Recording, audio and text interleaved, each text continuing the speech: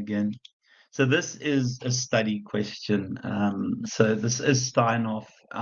We know that Steinhoff has, yeah, just completely went under. The CEO was involved. I don't know if you guys are aware of this. Hold on. Um, I think, no, sorry. Yeah, let me not go into it because yeah, it's about suicide and stuff. Yeah, but anyway, so he essentially just completely ran the business into the ground. He focused on short-term profitability, not long-term sustainability, and the business essentially lost significant amounts of its value over time. And the truth is, we see that this is now yeah, has as a valuable investment opportunity, certainly not being considered there. So in the end, in 2019, this happened, and the guy is, hold on a second, it's Christo Jooste, I think it is. I must just remember the name. Is it him? No, it's not. Sorry, I can't remember the guy's name. Fan. Is it in there? But anyway, my apologies. It'll come to me in a second. But the truth is, if you look at that there, the company is insolvent from essentially being a wonderful investment opportunity for potential investors to the fact that your share price went from 95 cent to 1 Rand 26 Rand. 1 Rand 26 per share. Where is the guy that caused this? Why am I now? It's Marcus Jooste, I think, guys. My apologies. If you find it's Marcus Jooste. Sorry, I should know this stuff. My apologies. Today's been a little bit hectic. So yeah, he did, yeah, truthfully, it's actually quite sad. He had told the courts that he was going to commit suicide because of the stress, and on the day he said he was going to commit suicide, he did that. It's well worth the read. I know this is wiki. This is not a bad wiki, guys. This is not a bad wiki. You can have a glance at that. It is, and even if you just read that scandal thing, it was just maladministration, mismanagement, etc.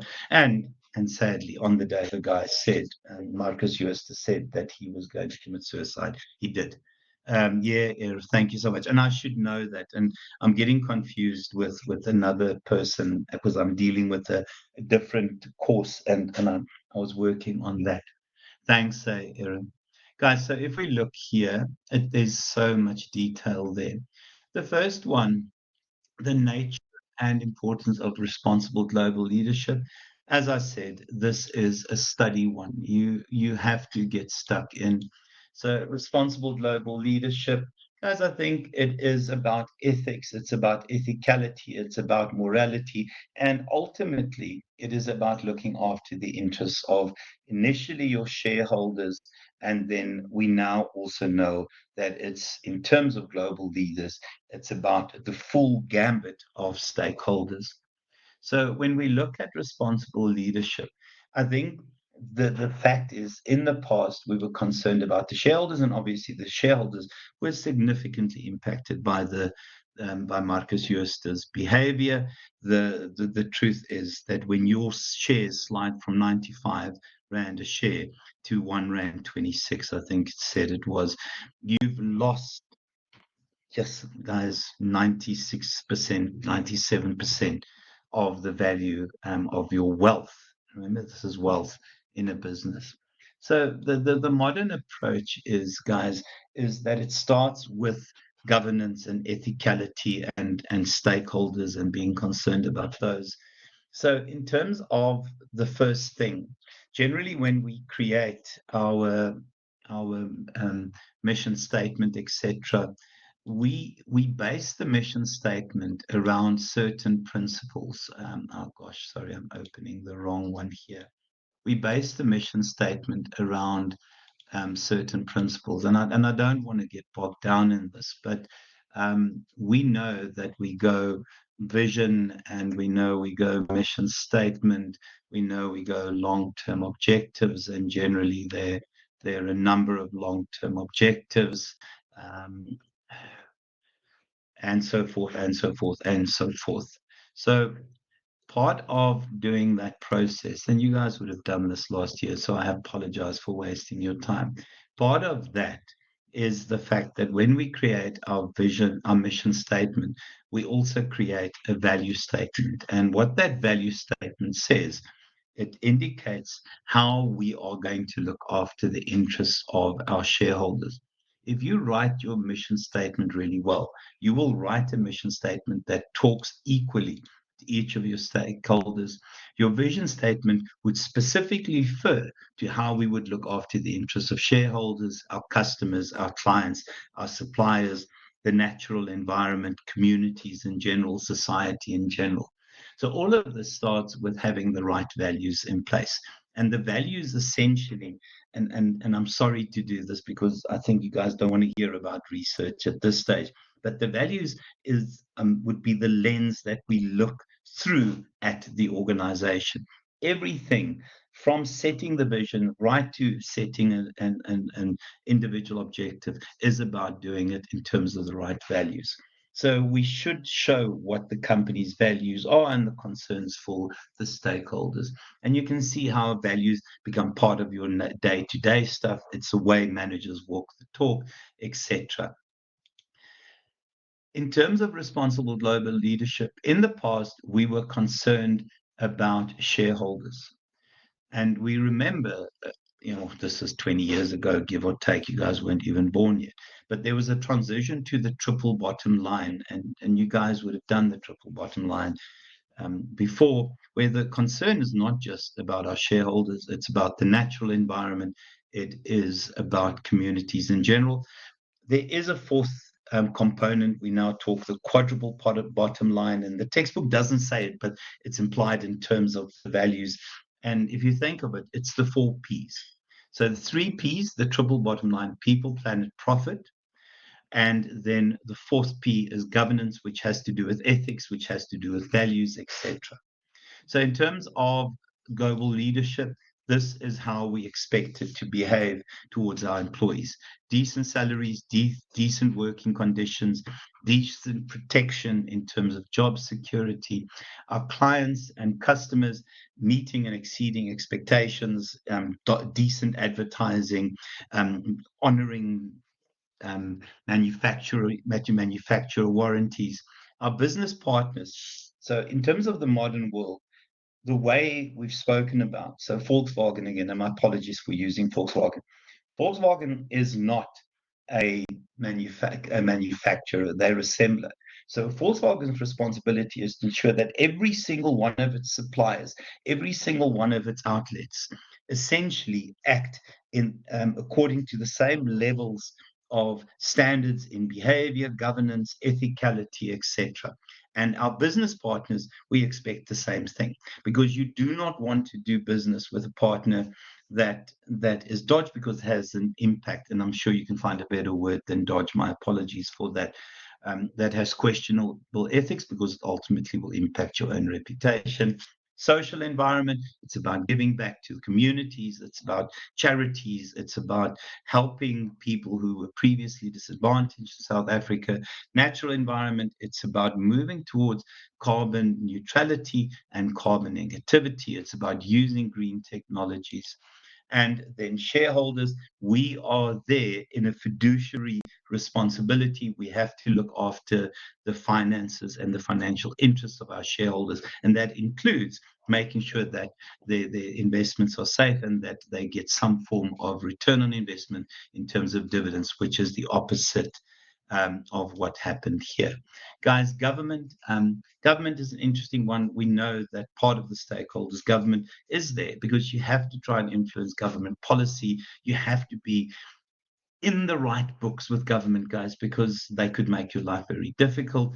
And it's about paying your taxes and obeying laws. Right? And then the second bullet to just say, if you see this question, you do not think twice about doing it. This is a lacquer one, guys. It's an easy one. And then you can look at global leadership and management skills. So what makes a global leader an effective global leader? The first one is you're culturally sensitive. You are able to understand and interpret certain cultural cues. You are able to work with different cultures. And I don't want to do this, but and I'm going to have to ask for help at some point from my students. But one of my colleagues, and it's important to know this, he's not a friend, he's not even an acquaintance, he's a far distant acquaintance, and so we work together. He is he's using the term he is he's wanting to court, and it's such a dated term, but he wants to start dating a Zulu girl. And he has now asked me to accompany him to introduce him to her parents as as a sort of uncle type figure. Now, I have no idea what I'm doing, and that's the opposite of cultural sensitivity. That's the opposite of cultural sensitivity. So it's being able to do those kinds of things. And I'm going to have to ask my Zulu students what is expected of me. NK, I'm thinking you're shaking your head. But I'm petrified, guys, because I don't know. He's not my kid. I'm dead scared, to be honest with you, guys. And then sorry for sharing that story, but I'm panicking, to be honest with you. No one's even showing sympathy, guys. And then multicultural workers. I think these are people that can work in any place with any people, who can interact across a range of cultures, who fit in, who understand differences. Yeah, sorry, sorry, Siva is just doing a workshop for IBMA. Sorry, Siva's giving me attitude because I'm not answering the phone. Cultural intelligence, guys, different levels of intelligence, three aspects there. Cognitive, it is the understanding, it is the theory behind why certain cultures do what they do and behave the way they do. Physical cultural intelligence, yeah, and it's quite strange because, initially, and I've known how to do this, and NK, you can help me. I don't know if NK is still here, but there's a way that Afrikaners shake hand. We squeeze the living daylights out of you. If you shake my hand, you've had your hand shook. But Zulu guys do the three-way handshake, and it's the ability to adjust to those kinds of things. NK, do you do the three-way handshake? NK, talk to me. Okay, guys, and in emotional cultural intelligence, it is the ability to adjust and get used to and work with other cultures, guys. And then, yeah, flexibility and adaptability. The simple truth is, we know that part of being a global worker is you will work with people who don't look like you, who don't sound like you, who don't talk like you. It is very, very much a way of survival, being able to adjust to those, using all your sources of power, but using them at the same time. Legitimate power, the stuff that comes from your position. Golly, my apologies for that. Reward power, essentially the ability to give or withhold rewards. Yeah, being hard when necessary. Coercive power. Referent power is about charisma, and expert power is about your knowledge of the job, guys. And then emotional intelligence, yeah, it really is reading your own feelings, managing your own feelings, reading and understanding the feelings of others, and managing their feelings. Tolerance and ambiguity, nothing is certain in the future, guys, and being able to deal with that uncertainty is very important. The future is a misty road that you're traveling up, and you're traveling at 120 k's an hour. And the truth is that you've got to get it right, but you also have to know that you're not going to have perfect information in the future. and then being able to speak another language. Does anyone speak a second language? NK, you obviously speak English, and I would imagine you speak some of the other vernacular. Anyone speak a second language? I am, but it's not something to be proud about. I'm Afrikaans, so I speak Afrikaans, and English is my second language, which, yeah, is not bad because my English isn't the most poor thing in the world. Anyone else speak a second language? But the ability to speak local language is also important. We've seen, people at universities learn Chinese, learn French, so that when French car companies hire marketers, they can speak French to the marketers, and German. Guys, and then the ability to motivate and the fact that you will be knocked down is important, and it's the ability to get up from that. Guys, and then just in terms of the last one there. Right, so foreign market entry strategy. So guys, we know that, when it comes to foreign market entry strategies, I think the first one is the multinational strategy, where the focus is specifically around what the needs of the local customers are. The global strategy, I think it's about minimizing economies of scale, constantly looking at cost leadership, constantly manufacturing in bulk and selling it widely. The international strategy, this is where we balance cost and local responsiveness.